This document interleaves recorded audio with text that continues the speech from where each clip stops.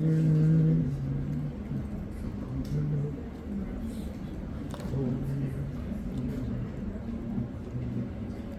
chicos. Entonces, vamos a ver tres cosas que les había mencionado que son. A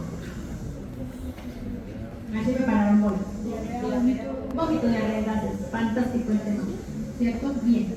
Yo les conté que la vez pasada en esta clase hubo pedrea. Entonces se sumó a los gases respiratorios y a los gases intestinales los gases lacrimógenos. Muy bien. Entonces, diarrea. ¿Qué es diarrea?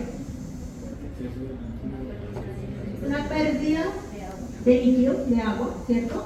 ¿Cuánto es el agua normal? Estamos siempre hablando un poquito de repaso, ¿sí? Entonces por eso la quité de aquí. Entonces el agua normal de las heces es 100 mililitros. Entonces pues son pérdidas más encima de los 100 mililitros. Y si ustedes tienen que decir esta persona tiene diarrea por número de posiciones al día, porque pues resulta difícil calcular los 100 mililitros, ¿cierto? Entonces toca apuntar el número de posiciones al día. ¿Más de cuántas? 6 de posiciones. ¿Cuántas? 6. 6.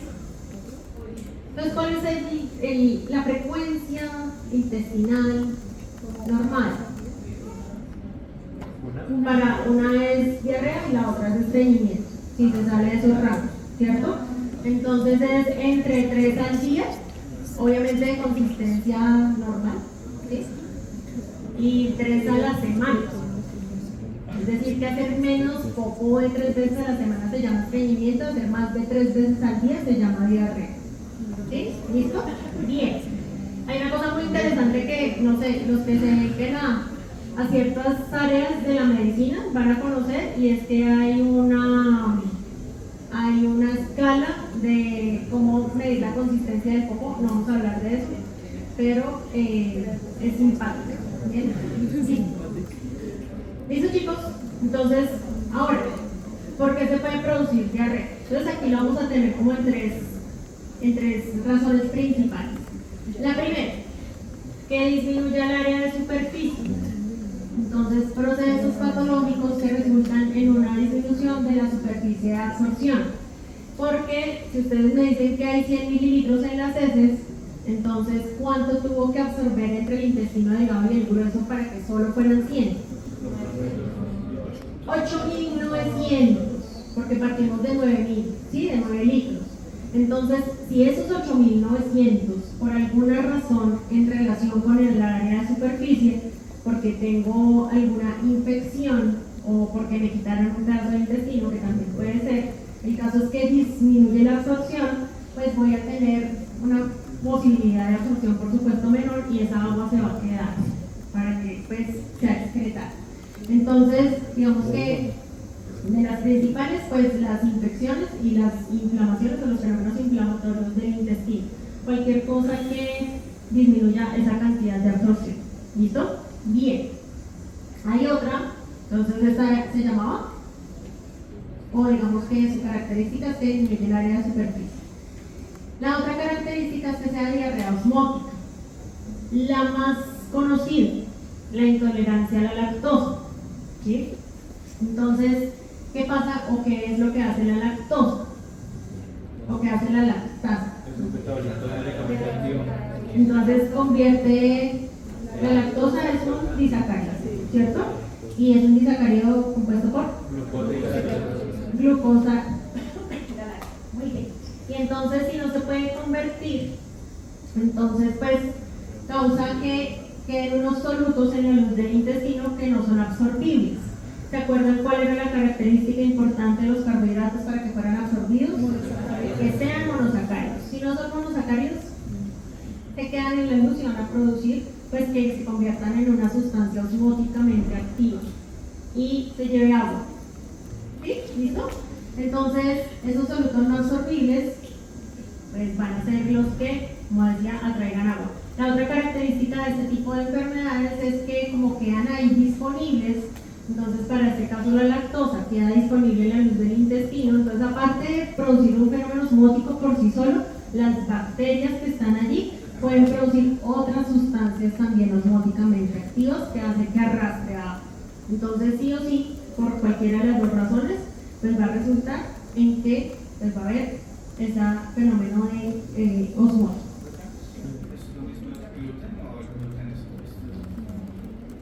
Sí, digamos que tiene algunas características de eso, pero no es estrictamente igual. Bien, y esta última posibilidad es la diarrea secretoria. Entonces, si yo tengo por alguna razón mayor secreción, entonces ustedes recuerdan que vimos que había una secreción para completar esos 9 litros que van a ser absorbidos, pues teníamos una cantidad de saliva, una cantidad de jugo gástrico, una cantidad de jugo pancreático, una cantidad de bilis y una cantidad de agua o de líquido que ingerimos. Entonces, si a esos 9 litros se le suma que el intestino en lugar de absorber secreta, entonces pues se va a aumentar también la cantidad de líquido y pues igualmente el problema va a ser que no logra absorber ahora una cantidad de líquido mayor, ¿sí? Bien, dentro de estas, digamos que la más, o que la que traje aquí para que la entendamos bien, es las infecciones producidas por el cólera. Bien, entonces vamos a mirar cómo funciona eso. Entonces, esto es una celulita que ya conocen, ¿cierto? De el intestino. ¿El intestino cuál? El intestino delgado para dejarlo ahí, ¿sí? Digamos que quiero que recuerden que pues aquí también es donde sí, digamos, están ocurriendo estos fenómenos de secreción, ¿sí? Bueno, claro que podría ser también en el intestino grueso, pero digamos que principalmente en el delgado. Entonces aquí está la toxina del cólera. Y la toxina entonces tiene unas subunidades. Aquí la patógena, la que va a causar problemas, se llama subunidad A. Bien, y entonces aquí cuando les está diciendo toxina del cólera es que cuando ingresa al enterocito ella se desprende y es, como les decía, la que va a causar problemas. Esta es la membrana vasolateral, ¿cierto? Lo recordamos bien. Y por allí entonces, para que pueda funcionar, digamos, bien esa célula, pueda hacer todos sus procesos normales sin una secreción aumentada, este pedacito, esta amilatociclasa, va ligada a una proteína G. Entonces aquí esta es AC, esa amilatociclasa, esto es una GS de la proteína G, y esa proteína G entonces tiene unas unidades también, que ustedes lo están viendo allí, alfa, beta y gamma. Y entonces, ¿qué hace la subunidad A del cólera? Viene por acá a la subunidad alfa de esta proteína G, ¿sí? Y hace una ribosilación de esa subunidad. ¿Qué pasa a consecuencia de eso? Entonces, una vez la ribosila, va a hacer que quede inactiva una GTPasa que hay allí. Y esa GTPasa normalmente, ¿qué haría? Pasar GTPA a GDP. ¿Sí? Entonces, si no hace ese proceso y la GTP queda activa, esa GTP es la que hace que se active esta amilatociclasa. ¿Sí? Digamos que el fenómeno normal hace que la GTPasa pues frene esta función de la amilatociclasa. Si permanece allí unidita, entonces la amilatociclasa hace que se aumente el AMP cíclico y estos canales de cloro que están por aquí en la región apical permanezcan abiertos porque son dependientes de esa cantidad de AMP cíclico. Entonces lo que se pierde en el cólera principalmente es cloro. Muy bien, ¿listo? También hay para absorber el sol. De alguna manera sí. Entonces se quedaría en el lumen o se quedaría en el loop. y eso también Sí, haría, señor. Y entonces pues también, exacto. Entonces también digamos que tiene ahí algún tipo de componente osmótico, ¿sí?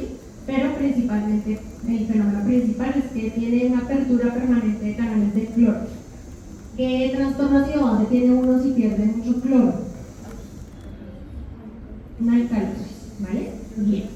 Entonces después lo entenderán mejor, pero pues digamos que este tipo de diarrea pues produce alcalosis. Bien, listo.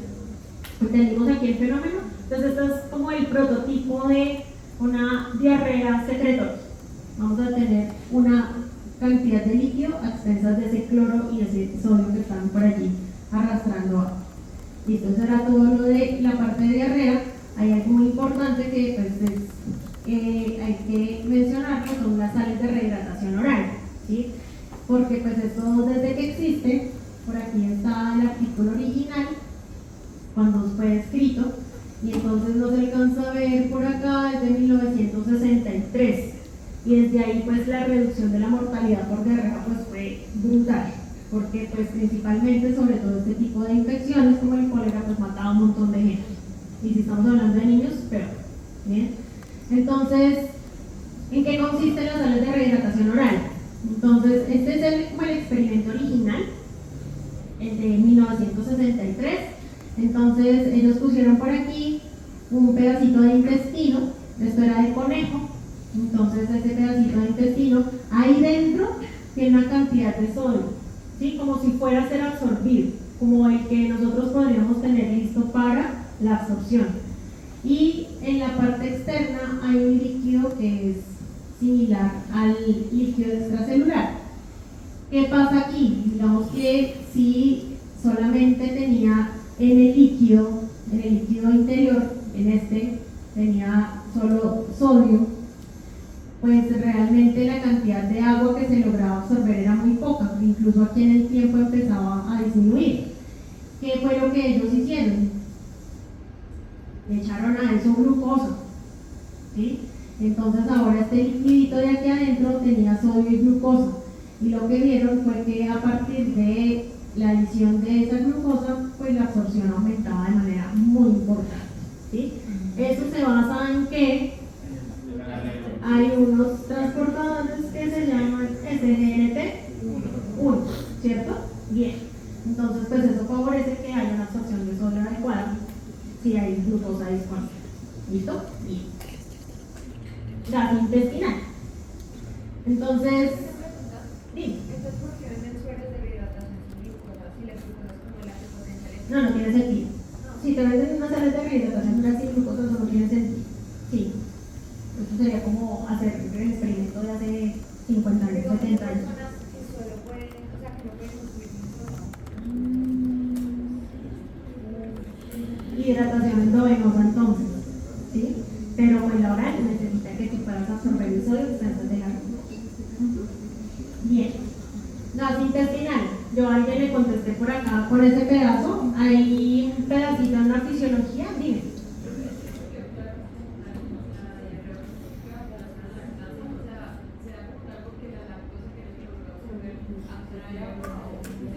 Sí, señora, tal cual. Esa es una parte, y la otra parte es que esa lactosa puede ser fermentada por bacterias, producir otras sustancias osmóticas también, ¿sí? Entonces puede tener dos orígenes. Bien, entonces a alguien le contesté, miren, si ustedes miran la referencia de esto, entonces dice, esta, tesis doctoral, para optar por el grado de doctorado, el programa de doctorado en medicina en Barcelona. Toda la tesis es de gases intestinales. Y uno dice, pues, de uno que no sabe nada, pues mira, hay gente que se dedica a muchas cosas curiosas. Entonces, el rango de producción de los gases intestinales pues es muy variable. Pues, digamos que en esas estadísticas que están referidas, hay unos rangos de 550 a 2600, o sea que es un rango demasiado grande, con una media de 1000 mililitros. Parece que la mayoría de la población tiene unos rangos como más pequeños, que van de 30 a 300 mililitros con una media de 115. Como las dietas no son estándar, y esto depende mucho de lo que consumamos, entonces por eso hay tanta variabilidad en la producción de gases. Y creo que todos sabemos que hay unos alimentos que producen más gases que otros, ¿cierto? Pero digamos que, como les decía, por ahí solo en un libro de fisiología está como el tema de gases intestinales, decía que la media era finalmente 1 litro al día. Bien, y tiene 5 gases de componentes. Entonces, nitrógeno, oxígeno, dióxido de carbono, hidrógeno y metano, para que cuando vean CH4 sepan que es metano. Esos 5 gases hacen que digamos, son los componentes de más del 99% de los gases que van a ser evacuados por el recto. ¿De acuerdo? Bien.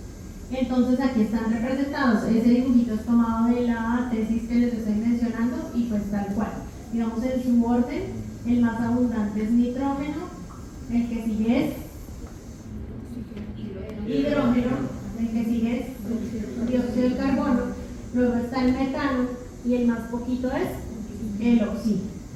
Entonces se conserva eso en el libro que les menciono. Entonces ahí está el dibujito, lo más abundante es nitrógeno, lo más poquito es oxígeno.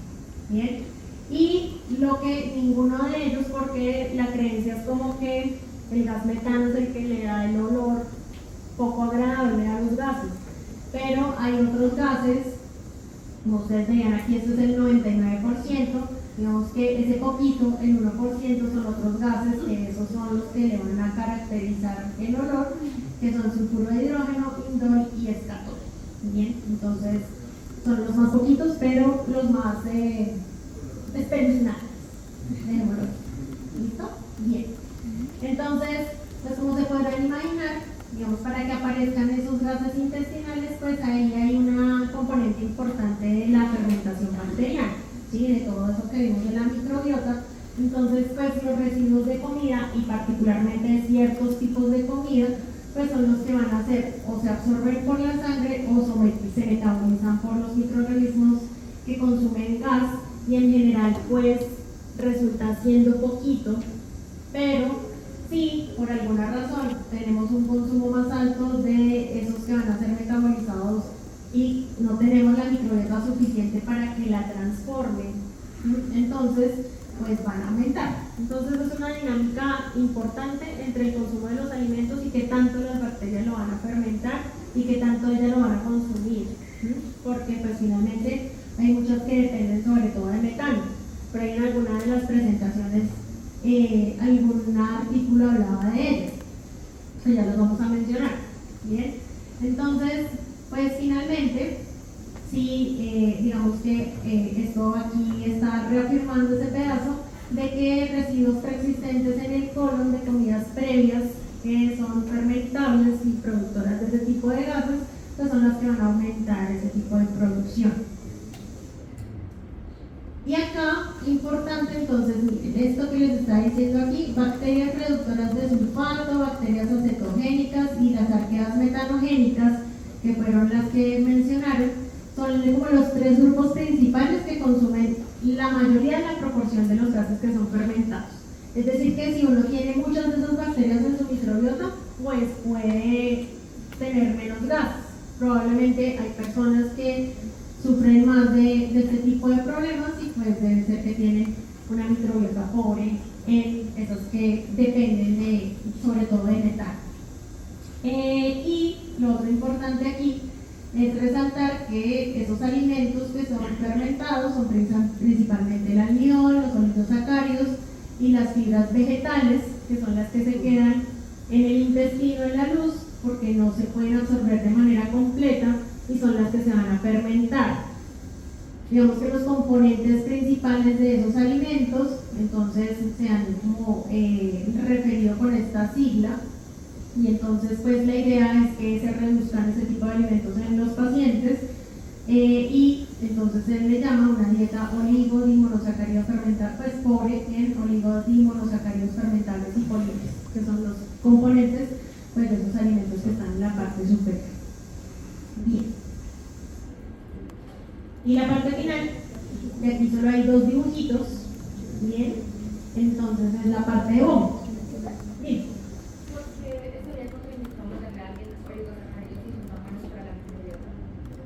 Pero digamos en cantidades grandes, ¿sí? Y de pronto lo que uno debería tratar de mejorar es tratar de inducir esas bacterias que son las que dependen de esa cantidad de sustancias que quedan no fermentables.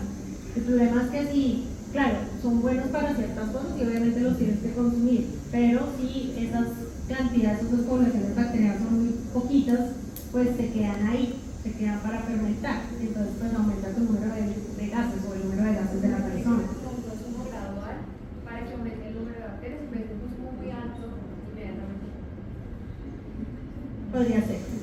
Podría ser algo así. Bien. Y la parte final, entonces, pues vómito hay por muchas razones. De hecho, en las pocas partes donde uno encuentra algo de esto en relación con el tracto gastrointestinal, pues es un problema del tracto gastrointestinal, ¿sí? Realmente hay muchas razones externas y pues simplemente el tracto gastrointestinal sirve como mediador del problema. Entonces, el vómito principal es este. Hay una zona aquí muy importante, que es la zona desencadenante quimioreceptora, que queda en el área postrema, de la médula oblonga. ¿Y qué hace esa área postera o qué hace esa zona quimiorreceptora? Pues funciona como quimiorreceptor, como dice allí. Entonces captura muchas sustancias químicas que pueden estar aquí, por ejemplo, como fármacos, hormonas. Entonces eso explica, digamos, los fenómenos en términos de vómito en el embarazo, ciertos olores de medicamentos como los opioides, la quimioterapia, porque esas sustancias van a ir a esa zona y esa zona tiene una particularidad, y es que su barrera hematoencefálica es permeable. Entonces permite que pasen fácilmente y desencadenan el fenómeno, que pues obviamente no termina allí, solamente que allí se captura el quimioreceptor captura la sustancia.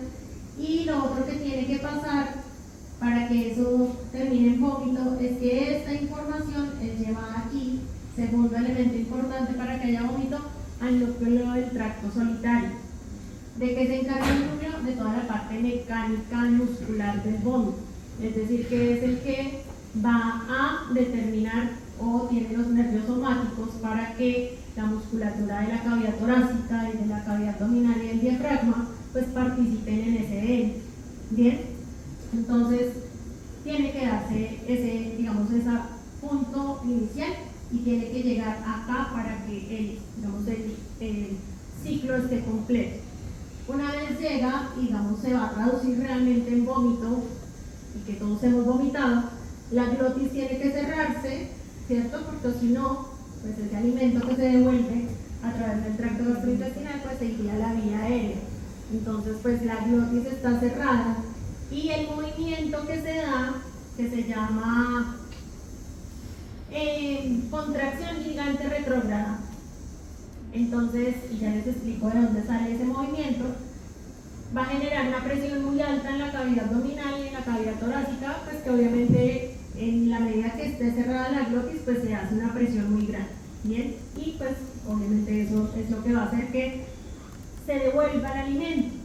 Cuando nosotros vimos todos los movimientos, toda la parte de motilidad, sabíamos, creo que fue Santiago que preguntó, entonces todos los movimientos normales, ¿sí? Todo lo que vimos, el que quiera, el complejo motor migratorio, las potenciales espiga, bueno, cualquier movimiento está generado por el sistema nervioso entérico, ¿sí? Estos del vómito y ese movimiento particular de la contracción gigante retrógrada está determinada por nervios somáticos que están en conexión con el núcleo del tracto solitario. O sea que solo se da en anormalidad si llega hasta acá y él lo desencadena, ¿sí? Como ese no es el fenómeno normal de la motilidad, pues por eso digamos que va en una sola dirección. Para que pueda devolverse tiene que pasar este proceso.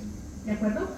Y aquí hay ¿cómo se llama? Periférica, puede haber un estímulo periférico a través de ciertas sustancias que van a actuar directamente en la mucosa gástrica y que van a activar aferencias vagales. Entonces, aquí esta zona quimiorreceptora también puede recibir esas aferencias vagales y desencadenar el mismo fenómeno a expensas de sustancias que están allí directamente en la mucosa gástrica. No que fueron activadas o que llegaron aquí a la zona quimiorreceptora, sino que son estas. ¿Alguien ha escuchado la ipecacuán? La piedrita que está aquí. Ipecacuán. ¿No? ¿No la han escuchado? Sí, yo digamos que nunca la conocí, pero era una sustancia inductora de vómito para las personas que se ven intoxicadas. ¿Sí? Después entonces, pues obviamente vomitar no es bueno cuando se está intoxicado. Porque ¿qué se les ocurre que le pasen intoxicados y vómito? Uno, pues eso. Dos, probablemente su estado de conciencia no sea el más óptimo. Entonces, pues no cierre la glotis, etcétera, y eso termina en broncoaspiración. Entonces, ese cuento se acabó y pues ahora lo que se hace es lavado. Pero digamos que en unos tiempos muy atrás, la ipecacuana era, digamos, como la estrategia terapéutica de la intoxicación. Y hay otra vía por acá. Bueno, y aquí entonces este pedacito que no se nos vaya a olvidar, hay algunas aferencias corticales, orales, vestibulares y periféricas que también pueden estimular el área quimiorreceptora. Digamos que aquí importante las vestibulares, por eso el vértigo también produce vómito. Y hay por acá otra vía para el vértigo, que es esta que directamente estimula el laberinto, va al cerebelo y ella entonces va a llegar a un sitio que es el centro del vómito en el tallo encefálico. Es decir, que esta ruta pues, es una ruta o tiene unas características diferentes a estas, pero esto aquí debería tener una flechita bidireccional porque este centro del vómito pues también va a tener la capacidad de estimular aquí toda la parte mecánica del núcleo del tracto solitario pues para que se produzca. Por aquí están otros, será la estimulación faríngea, obviamente que sí, una estimulación de la faringe también va a producir vómito, pero pues esta es aquí directa con la estimulación del núcleo del tracto solitario. Y el dolor por sí solo, sobre todo en los posoperatorios, y si además a ese dolor le ponen opioide, pues es muy frecuente que pueda tener pues, vómito en ese proceso posoperatorio. Entonces se hace a través de algunos núcleos que van conectados al centro del vómito y que aquí, como les digo, pues tendría conexión con el núcleo del tracto solitario. Bien, listo. Ese es como el proceso. Por aquí esta tabla no la tienen que aprender, solamente se las traigo para que vean que pues hay diferentes características o diferentes inductores de vómito y fármacos, trastornos gastrointestinales, causas del sistema nervioso central, endocrinas, infecciones, y que pues digamos ese capítulo es enorme, pero pues siempre será explicado a través del tracto gastrointestinal, así no sea el causante. Eso es todo, chicos. Por aquí hay unas preguntas de esto, de lo anterior, del parcial no sé nada, ya preguntamos.